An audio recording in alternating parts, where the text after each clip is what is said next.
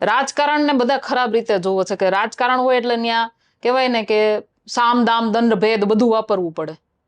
પણ આરોપીઓને સજા જો સરકાર કંઈ નહીં કરે તો અમારે જે રીતે અમારે કરવાનું છે ને એ રીતે બધું જ કરશું. અમે સામ દામ દંડ ભેદ બધું જ વાપરશું.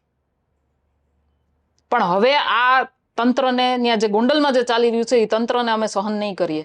ઘણી વખત મેં સાંભળ્યું છે કે ભાઈ ક્યાંક પોલીસ સ્ટેશને જવાની વાત આવે ને, ઘણા બધા લોકો મને જ્યારે ફોન કરે ત્યારે હું એને એમ કહું છું ને કે ભાઈ તમે ફરિયાદ કરો, તો એમ કે છે કે બેન ફરિયાદ કરવા જાય ને તો કોઈ અમારી વાત સાંભળતું નથી, અને અમે જે લોકો ફરિયાદ કરીએ છીએ ને એ લોકોને ક્યાંક ને ક્યાંક પછી પાછળથી હેરાન કરવામાં આવે છે. અને એવી પણ વાત છે કે ભાઈ પોલીસ સ્ટેશનનો રસ્તો કોઈના ઘરે થઈને જાય છે.